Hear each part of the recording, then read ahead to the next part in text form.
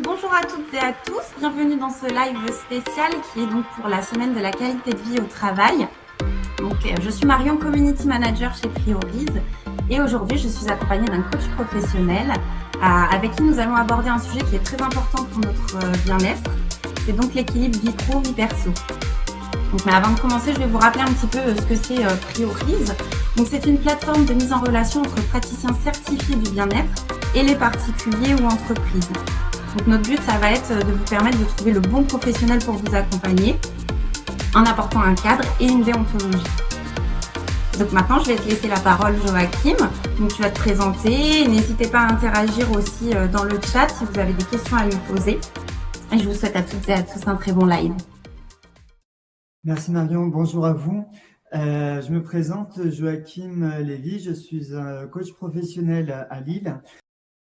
J'ai un parcours dans l'accompagnement de l'humain. J'ai commencé ma carrière dans l'enseignement, prof de français, avec l'amour des lettres. Et en fait, je ne m'épanouissais pas là-dedans pour deux raisons. La première, c'est qu'en fait, j'avais besoin d'accompagnement de l'humain. Et la deuxième, c'est que parmi les valeurs qui sont importantes pour moi, il y a la liberté, donc le statut indépendant. Donc, c'est pour ça que j'ai fait une première reconversion et que je me suis orienté vers conseiller en insertion professionnelle, accompagner les demandeurs d'emploi voilà, dans leur projet de reconversion professionnelle. Et donc, j'étais un peu plus aligné avec moi-même. Et donc, je ne l'étais pas encore tout à fait. C'est pour ça que j'ai fait plus une évolution professionnelle en me formant au coaching professionnel et ensuite au bilan de compétences pour accompagner sur un côté plus humain les personnes que j'accompagnais sur les croyances limitantes qui les empêchent de se réaliser pleinement, sur qu'est-ce qui peut les motiver à agir justement pour qu'ils puissent se sentir pleinement eux-mêmes et mener la vie qui correspond. Et le côté liberté, mon désir de liberté, mon besoin même de liberté pour me sentir aligné, ça a été de me lancer dans l'entrepreneuriat et de créer mon entreprise Host on Ideal Coaching. Du coup, donc tu es coach professionnel. Est-ce que tu peux nous faire un petit rappel rapide pour ceux qui ne savent pas trop ce que c'est, en quoi ça consiste?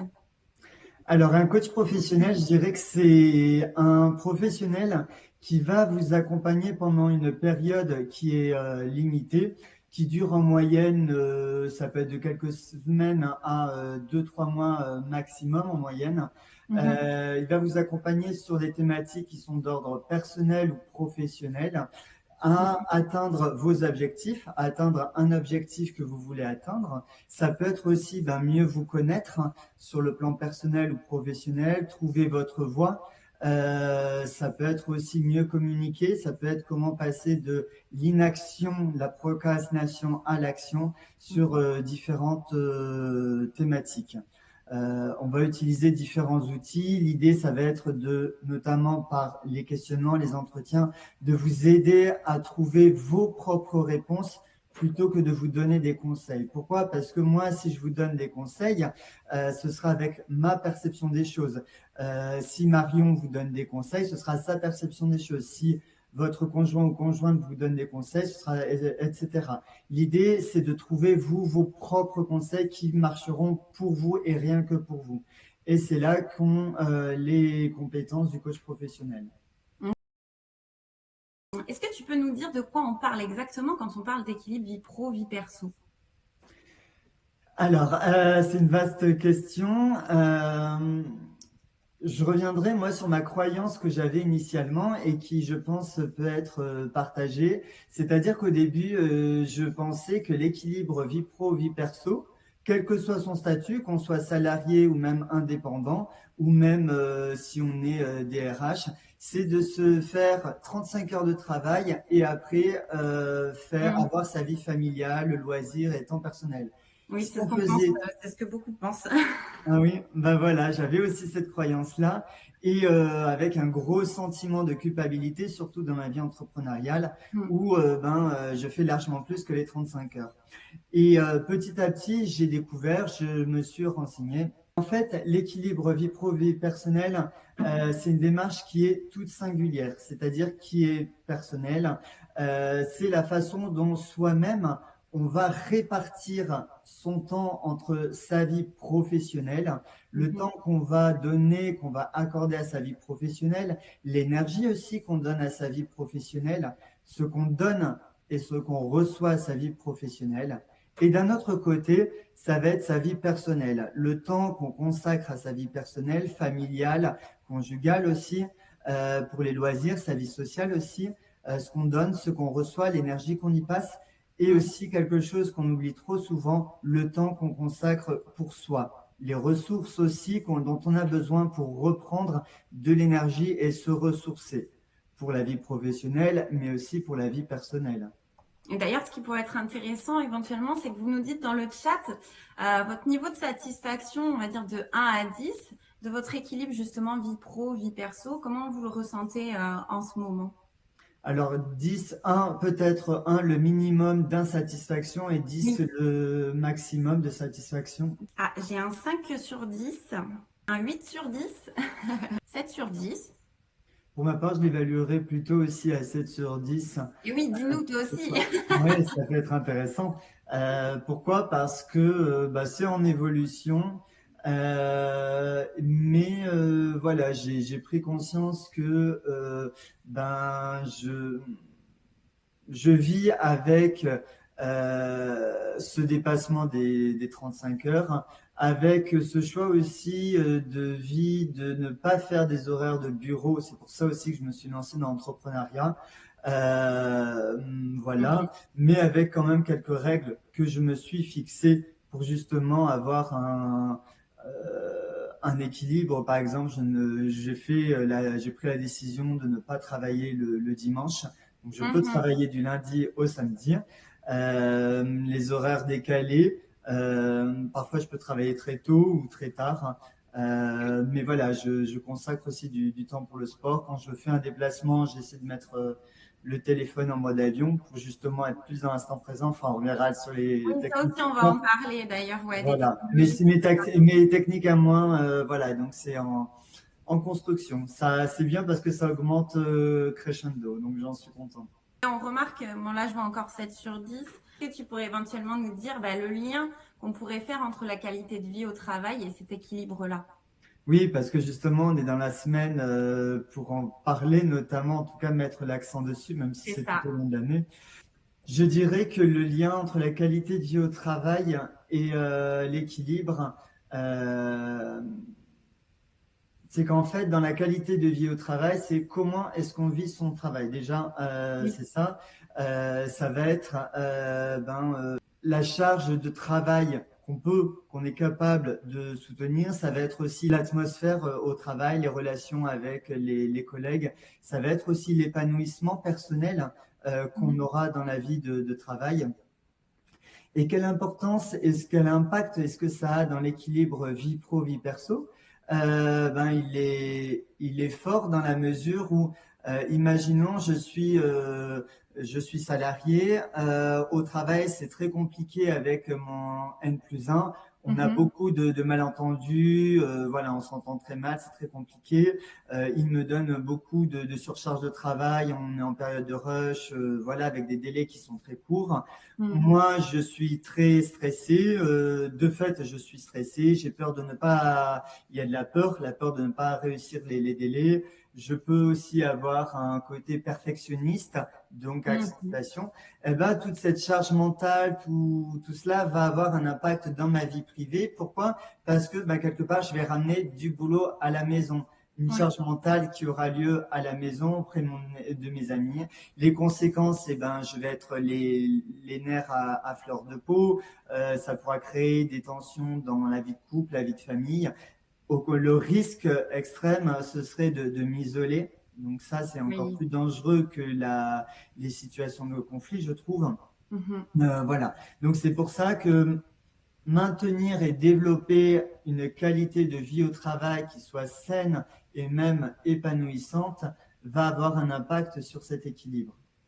Oui, inversement, d'ailleurs, même côté personnel, ça peut aussi avoir un impact finalement dans le travail, quoi. Ça fait Oui, ça me rappelle les vases communicants. Est-ce que tu peux nous dire, côté justement poste à responsabilité, tout ce qui est cadre, manager, dirigeant, ou même les entrepreneurs, hein, pourquoi cet équilibre il est vraiment crucial? Finalement, ça rejoint un petit peu ce que tu viens de dire. Alors pourquoi il est crucial, hein? À deux niveaux, je dirais qu'il est Mm. déjà crucial pour soi-même parce que les responsabilités qu'on a sur ce type de poste sont bien plus élevées Oui, que sur le statut de collaborateur, en tout cas que sur un poste de collaborateur. mhm. Voilà, avec aussi des exigences, des attentes qui sont élevées, avec aussi des injonctions paradoxales, c'est-à-dire qui vont être augmentées.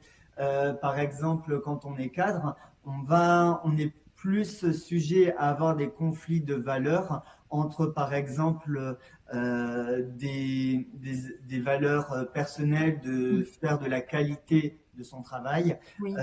et des attendus d'objectifs à atteindre, etc. On Mhm. retrouve aussi chez les collaborateurs, bien entendu, mais Oui. encore plus chez les managers, chez les dirigeants, Oui, les postes etc. à responsabilité, ouais. Exactement. Donc, il y aura vraiment ce niveau-là où finalement c'est amplifié par rapport comparé aux collaborateurs. Donc ça, c'est une première chose. Une surcharge mentale, une surcharge de travail et une surcharge mentale, une charge mentale qui vont être amplifiées. La deuxième chose, c'est que quand on est dirigeant, quand on est manager et parfois dirigeant, enfin entrepreneur et avec une équipe, donc dirigeant, Oui. on a des personnes sous sa responsabilité, donc on Oui. n'est pas tout seul. Mhm. Et dans ce cas-là, il y a comment dire, il y a un enjeu parce qu'on a des personnes sous sa responsabilité et il y a cet enjeu-là à prendre en considération. Et le stress est encore plus important. Voilà.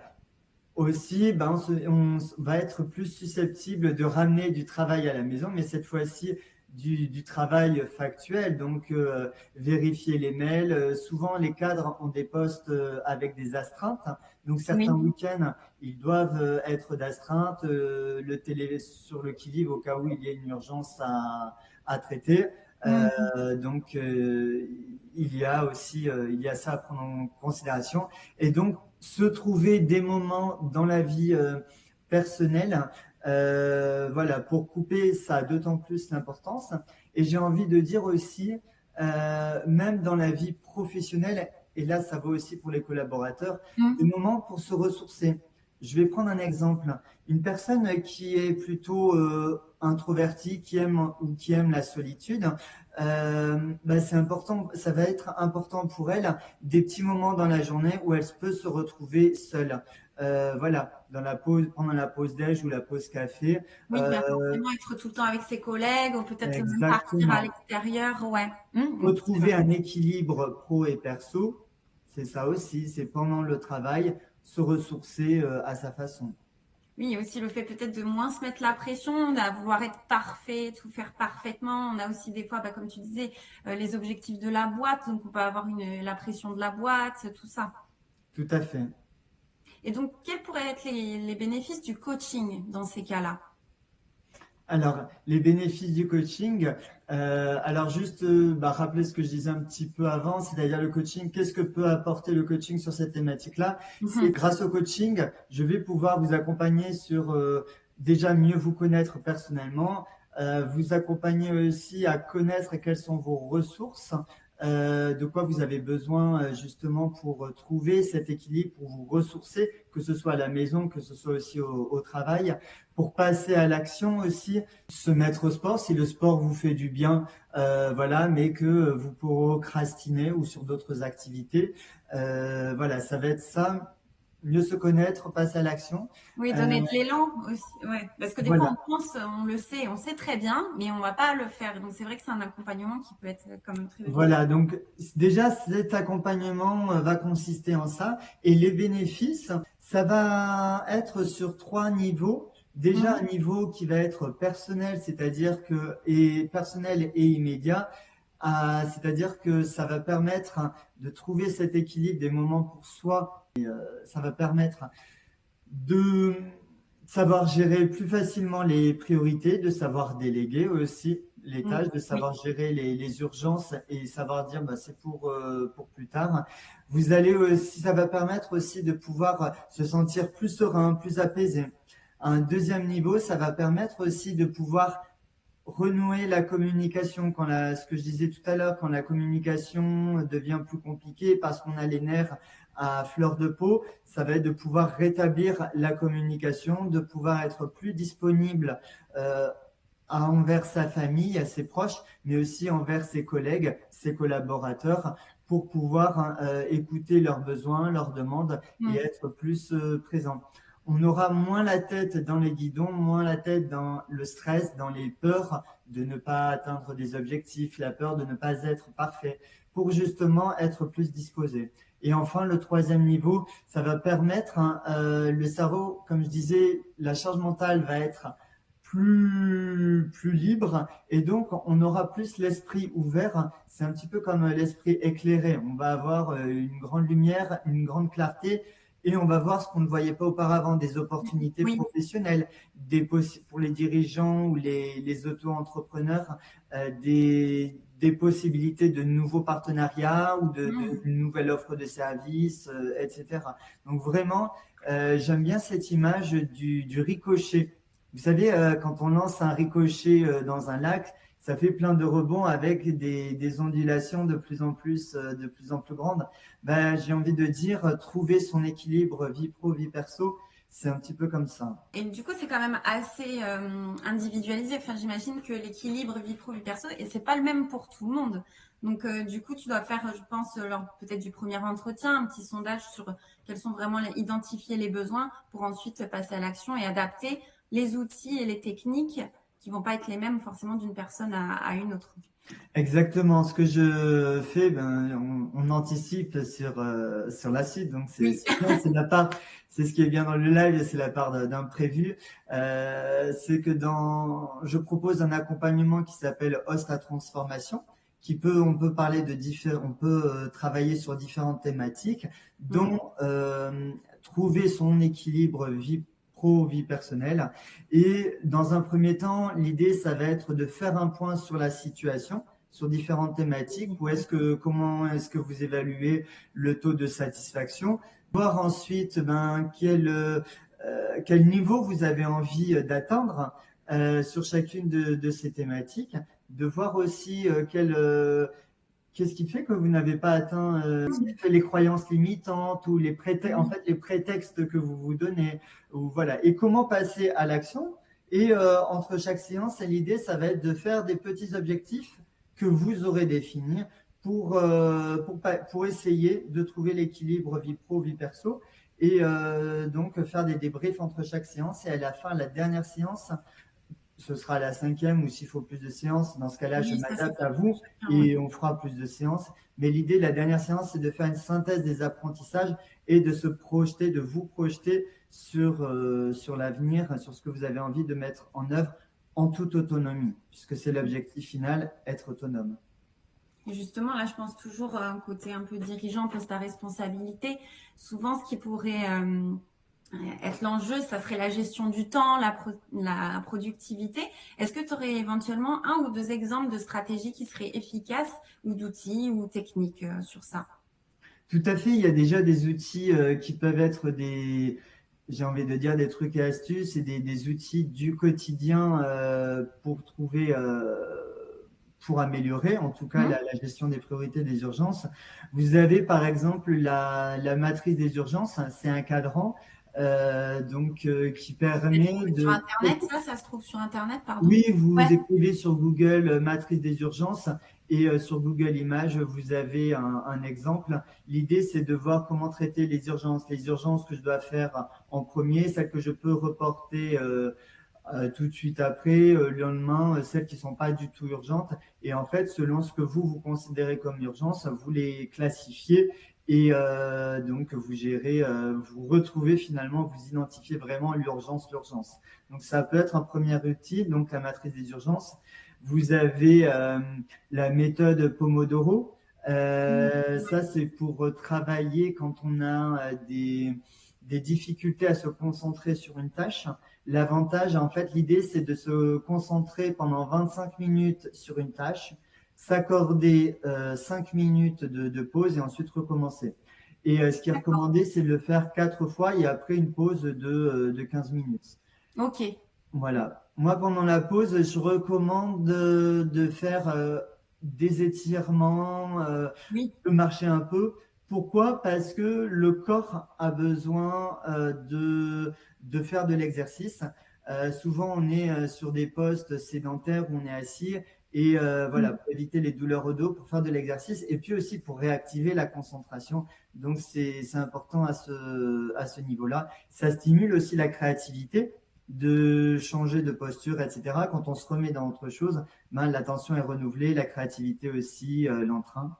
Et le deuxième conseil que je donnerais aussi, parce que moi aussi, je l'applique, c'est de mettre le téléphone en mode avion. Il y a des fois où on ne Mhm. peut pas, et c'est voilà, selon le poste, ou en tout cas de l'éloigner de son bureau. Pourquoi?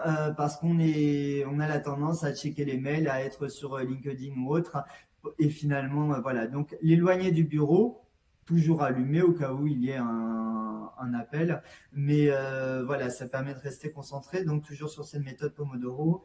Un autre outil, là, on est plus sur de la gestion de projet. Ce serait Trello, avec comment dire ça, plusieurs niveaux plusieurs pages, on va dire, de gestion de projet. Et c'est un outil collaboratif. S'organiser. Ah oui, collaboratif aussi. Ok. Mhm. Oui, voilà, donc pour mettre les différentes tâches à effectuer sur aussi des délais, voilà, un peu comme un rétro-planning aussi, donc c'est bien. Un outil aussi que j'ai utilisé personnellement, c'était Todoist pour la to-do list. Très bien, c'est un logiciel aussi gratuit. En tout cas, il y a une version gratuite qui est bien pour mettre des thématiques. Quand on est entrepreneur, c'est intéressant parce que par exemple, dans la semaine, on peut faire une thématique prospection, enfin commerciale, et dans ce cas-là, on va mettre des sous-tâches. Je sais D'accord. pas, relance entreprise, première prise de contact, etc.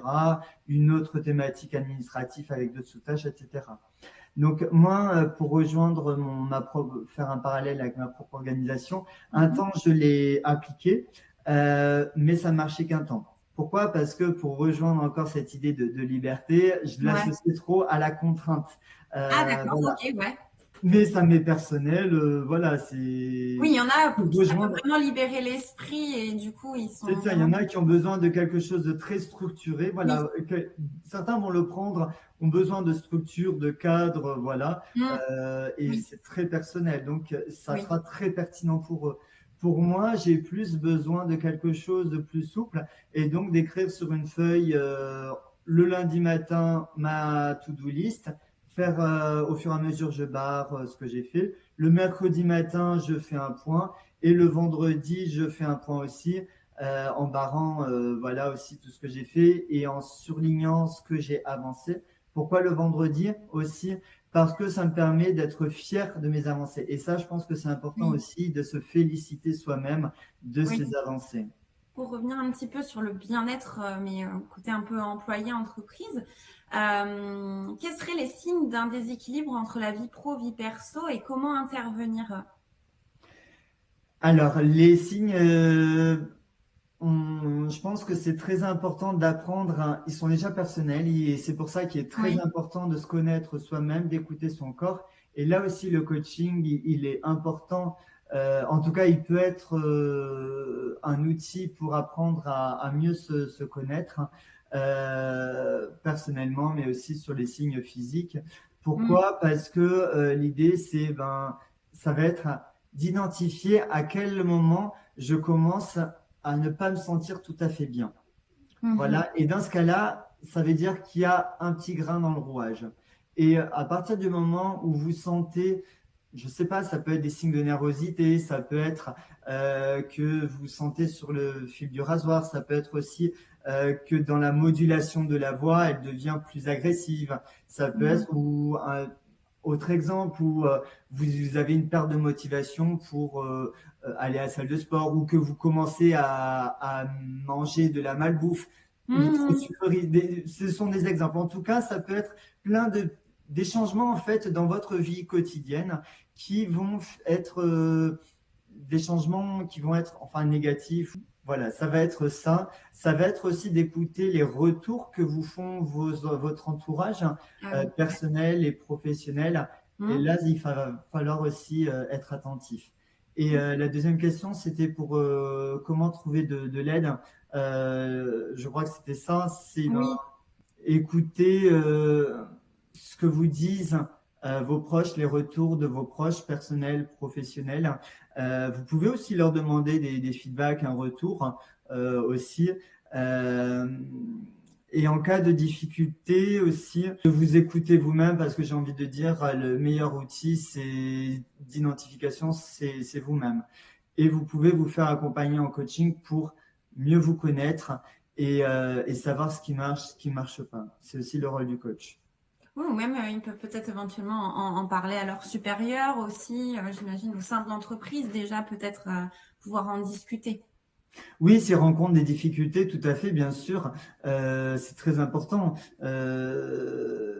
Par exemple, quelqu'un qui a une surcharge de travail ou Mm. autre, je vous invite effectivement à en discuter, à en communiquer avec le N+1. C'est pas un signe de faiblesse, au contraire, c'est un signe de courage parce Mm. que vous allez pouvoir avoir le courage de dire les difficultés que vous rencontrez et vous allez pouvoir quelque part dire ce que tout le monde, ce que tous vos collègues pensent tout bas. Oui, c'est ça. Et puis c'est dans un but, c'est celui de s'améliorer, donc c'est plutôt positif Oui, finalement.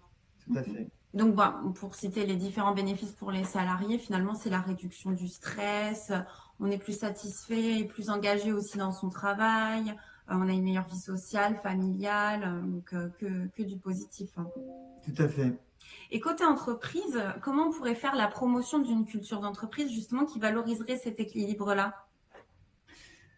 Les dirigeants, le service RH pourraient sensibiliser à l'équilibre vie pro, vie perso.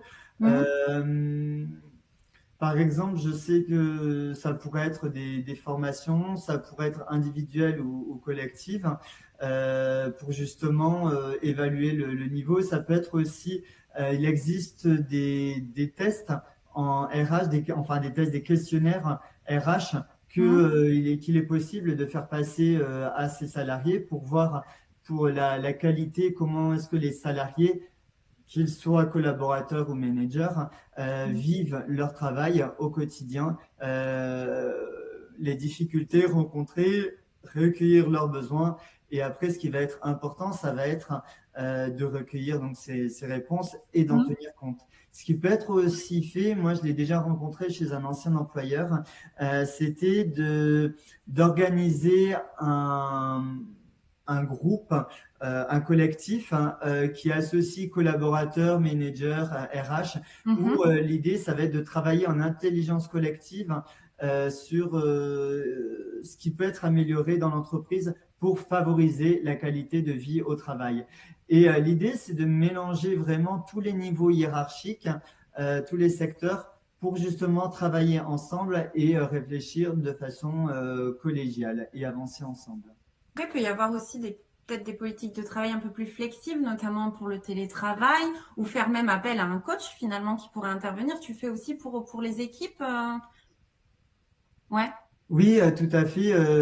Je propose une formation qui peut être collective ou individuelle, justement Mhm. sur la qualité, sur sensibiliser à l'équilibre vie pro et vie perso. Mhm. L'avantage, c'est que ça peut être pris en charge par les OPCO. Donc ça, à en discuter, enfin en prenant contact et discutons-en. On peut aussi travailler, faire des formations sur des outils collaboratifs pour justement apprendre à gérer, comment gérer les priorités en individuel. Par exemple, je donnais l'exemple de la matrice des urgences, comment former vos collaborateurs sur des outils tels que cela, sensibiliser déjà avant tout l'intérêt de ces outils et aussi comment les utiliser et les inscrire dans une routine. Ce qui va être aussi important, c'est comment communiquer en entreprise. Ouais, c'est ce que j'allais dire, la communication aussi, peut-être par Exactement. l'intermédiaire parfois, parce que c'est vrai que c'est un peu délicat. Ouais. Donc là aussi, je peux proposer une formation à ce sujet parce que l'une des difficultés majeures qu'on rencontre en entreprise, c'est la communication, c'est-à-dire se transmettre des informations. Souvent, c'est ah bah je savais pas ou j'ai cru comprendre que. Et donc, c'est Oui, ce qui va faire un couac, c'est ce oui, qui va faire une baisse de performance, c'est ce qui va faire des tensions dans l'équipe, c'est ce qui va faire le turnover des équipes, c'est ce qui va faire encore cet effet ricochet, hein, mais mhm, cette fois-ci le côté négatif, c'est ce qui va faire que l'entreprise va passer plus de temps, en tout cas va passer beaucoup de temps à faire des recrutements, à gérer les turnovers, donc du recrutement, à former les nouveaux collaborateurs plutôt qu'à se développer. Donc, des formations à la communication, à apprendre à recommuniquer, finalement, ça peut être très bien et ça a des bénéfices considérables. est-ce que tu peux nous dire quels sont les bénéfices, mais pour l'entreprise? Alors pour l'entreprise, hein, ça va déjà pouvoir participer à la politique de la RSE. Donc justement parce qu'il va y avoir un souci du bien-être des salariés. Oui, Ce qui va en termes de bénéfices, ça va être aussi l'image de l'entreprise. Donc je oui, commence exprès par un côté un peu alors je vais pas dire superficiel entre guillemets, mais en tout cas moindre, mais les plus grands bénéfices, les plus importants, je préfère terminer par là, c'est vraiment le bien-être de vos salariés. Ça va vraiment être aussi le développement de l'entreprise. Ça va être garder aussi les talents que vous avez, parce oui, que chaque salarié que vous avez, si vous les avez recrutés, c'est parce qu'ils ont un talent, c'est ça. ils ont une différence, une particularité qui font qu'ils sont eux et qu'ils font partie de la composante de l'équipe que vous avez recrutée.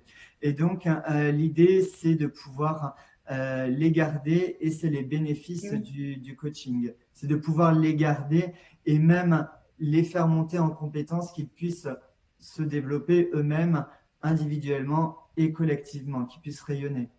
Pour illustrer un petit peu tout ça, est-ce que tu as un exemple d'un témoignage d'accompagnement que tu aurais fait? Alors, je vais reprendre l'exemple équilibre vie pro, vie perso en Oui, coaching sur une cliente que j'ai accompagnée. Elle était traiteur. Donc, elle était en couple avec deux enfants, un grand et un adolescent. Et en fait, elle avait fait appel à moi sur cette thématique-là, mhm, notamment poussée euh, par sa relation avec son adolescent, c'est-à-dire que elle était pas assez présente, elle se sentait d'accord. pas assez présente pour son adolescent. Mhm, En même temps, elle avait besoin de développer son activité, donc et elle oui. était prise dans une tension, Mhm, ce que rencontrent souvent les entrepreneurs, mhm. ou même quand on a un poste à responsabilité, en tout Oui, cas ouais. notamment tout type, voilà. Et l'idée, donc, ça a été de l'accompagner sur cette thématique-là, à trouver son propre équilibre, tout en respectant ses valeurs, tout en aussi développant son chiffre d'affaires. Et ce qui a été intéressant, c'est qu'on a travaillé sur ses croyances limitantes, ces représentations qu'elle avait sur notamment la prospection. Ça nous a amené sur différents Mm. sujets annexes. Ça nous a amené aussi sur la façon dont elle communiquait avec son adolescent. Elle a pu, à la fin du coaching, se dire, communiquer tout simplement, dire les choses à son fils. Voilà, là, ce moment, je ne suis pas disponible, je reviens vers toi dans une heure et là, on prendra le temps, etc. Donc, il y a eu Mhm. une redécouverte de la communication Et oui. et ça m'a ému. Ça m'a ému. Ce qui m'a ému aussi, ça a été de voir donc le rayonnement sur la vie personnelle. Et c'est ce Mm. qui est beau et c'est ce que j'aime aussi dans le coaching. C'est qu'en fait, on va travailler sur un objectif qui va être spécifique. Mhm. Et en fait, c'est que ça va avoir un rayonnement sur d'autres thématiques. Et là, ça a eu aussi un rayonnement dans sa vie de couple, hein, où ça a pu consolider sa vie de couple. Sur sa vie entrepreneuriale, elle a pu développer de nouvelles opportunités. Et sur des projets où elle n'osait pas se lancer, bah, se dire je me lance. Et j'avoue que c'est l'une des choses que j'aime dans le coaching, c'est de voir les effets ricochets et les surprises que ça peut amener chez le coaché ou chez la coachée. Tout à fait. Voilà, c'est ça, c'est qu'on part sur un objectif et finalement on peut faire un virage à 180 degrés et je trouve ça juste magnifique. Et aussi, du coup, avant de conclure éventuellement, c'est un sujet qui a été de plus en plus répandu suite au Covid. Près d'un tiers des salariés français pratiquent régulièrement le télétravail. Donc ça, c'était au 1er janvier 2024. Qu'est-ce que tu peux nous dire sur l'impact du travail à distance et des nouvelles technologies justement sur tout ça? Et si tu as des petites recommandations éventuellement pour déconnecter. Alors, l'impact, hein, alors il y a un impact, il y a deux impacts. Il y a un impact qui est positif, c'est que ça va permettre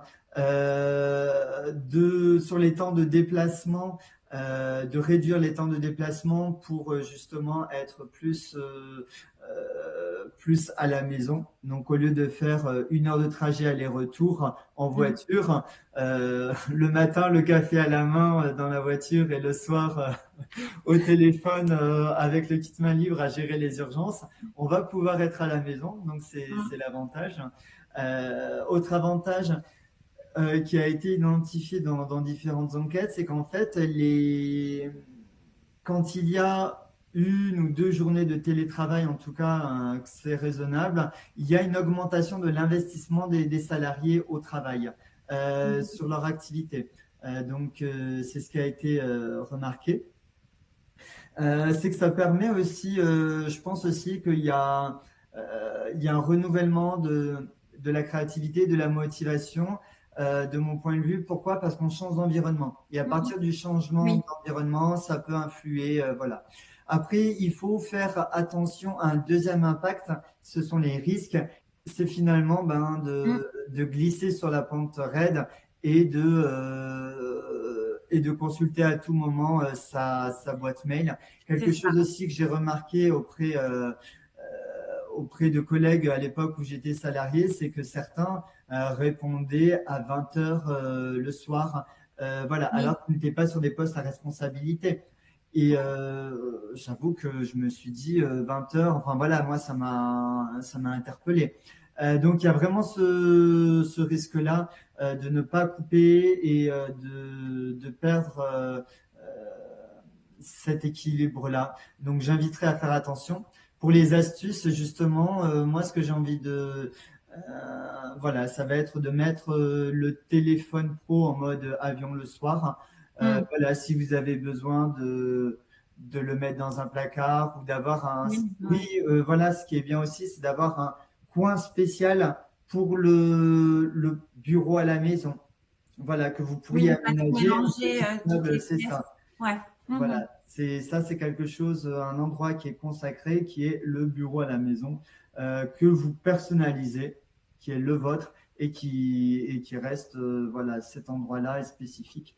Et ça, je pense que ça peut être quelques outils déjà. Et j'avais une question, donc dans le chat d'Émilie, comment concilier vie pro et vie perso quand on est salarié à 35 heures et qu'on travaille avec son conjoint à côté pour l'aider à développer ses sociétés? Car dans mon cas, je travaille plus de 35 heures par semaine. D'accord. Donc, ce que j'entends, Émilie, c'est que vous avez votre travail de 35 heures Ouais, et ça, que le reste, le plus des 35 heures, c'est aider votre conjoint. pour qu'il développe Euh, sa société, ouais.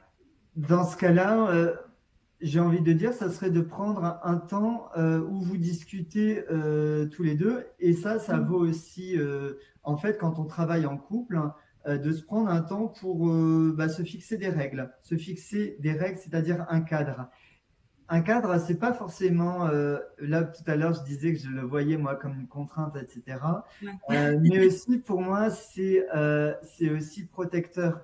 Un cadre c'est protecteur et dans cette situation-là aussi, pourquoi? Parce que ça va être quelles règles dans notre couple est-ce que moi, Émilie et moi, alors le nom de votre conjoint, je sais pas, en tout cas tous les deux, vous avez envie de fixer pour vous-même et au sein du couple voilà, pour pouvoir à la fois conjuguer votre travail professionnel et aussi la vie de couple. Mm. Voilà. Euh, Autorisez-vous, donc voilà, fixer un cadre. Après, vous faites le point dans un mois ou dans 3 mois, parce que les règles peuvent évoluer selon l'évolution de la vie professionnelle, de la vie personnelle aussi, et aussi de vos propres besoins. Mm. Donc voilà, la communication est vraiment très importante. Voilà, donc discutez-en de vos besoins, de vos ressentis et exprimer une demande. Donc voilà, moi, au vu de cette situation-là, j'ai besoin d'eux parce que ce que je ressens, c'est cela et j'aurais besoin de telle chose. Donc Mm. discutez-en, prenez un temps spécifique pour ça. En tout cas, je vous invite à prendre un temps spécifique. Ouais, Alors, parce que moi, ce que je comprends aussi, c'est que vu qu'elle travaille 35 heures à côté, il reste finalement pas énormément de temps pour le reste. Donc, il y a peut-être aussi la notion de passer des moments peut-être plus de qualité quand enfin, le peu de temps qui reste justement en couple ou pour aider quelqu'un ou quoi, peut-être plus, ouais, se motiver à faire des choses qui sont vraiment qualitatives pour nous, quoi. c'est ça. Et bien sûr, quel moment est-ce que vous avez envie de consacrer, inclure, ça va dans les besoins, Oui. les moments de vous consacrer pour vous-même et rien que pour vous. Donc, pouvoir Mm. réfléchir, qu'est-ce qui vous fait du bien individuellement? Est-ce que ça va être un temps de lecture? Est-ce que ça va être un jogging? Est-ce que ça va être juste prendre un thé comme ça, toute seule, avec sans bruit ou voilà et inclure ces moments-là dans la journée. Mhm. Je ne sais pas si est-ce que j'ai répondu à votre question? Et d'ailleurs, peut-être qu'ils peuvent nous dire aussi dans le chat, je remets un petit sondage, encore sur une échelle de 1 à 10, mais à quel niveau est-ce que vous évaluez votre souhait finalement de vous faire accompagner par un coach sur cet équilibre vie pro, vie perso? Maintenant que vous savez un petit peu plus en quoi ça consiste le coaching, ce serait intéressant d'avoir vos retours. Et Émilie me dit oui, merci beaucoup. Super. Peut-être une dernière chose à ajouter éventuellement? Oui, j'aimerais juste revenir sur les ressources en cas de difficulté. Voilà, donc j'avais évoqué se tourner auprès des proches, euh, la famille, les amis, le N+1, exprimer une demande au N+1. Si c'est compliqué, si la relation est compliquée avec le N+1, voilà, en tout cas, s'il y a aussi une fatigue que vous ressentez, des signes avant-coureurs, si vous, voilà, vous avez la possibilité aussi de voir votre médecin généraliste. Donc, discutez-en aussi avec votre médecin généraliste. Il y a aussi la possibilité d'aller voir la médecine du travail, donc un médecin du travail. Pour cela, je tiens à rappeler que tout salarié peut aller voir la médecine du travail sans que son employeur soit au courant. Donc, il peut y aller Mm. en toute confidentialité. Mm. Donc, dans ce cas-là, il n'y a rien à craindre que son employeur soit au courant, le N+1, etc. Voilà, donc contactez la médecine du travail la plus proche de chez vous et ils pourront vous accompagner, vous orienter, si vous renseigner s'il y a besoin. Sentez-vous libre de le faire Merci, si c'est besoin. important de le rappeler, c'est vrai. Pour conclure un petit peu, tu avais fait un petit sondage, il me semble, en amont sur plusieurs groupes LinkedIn, justement. La question, c'était de quoi avez-vous besoin pour améliorer votre équilibre vie personnelle, vie professionnelle?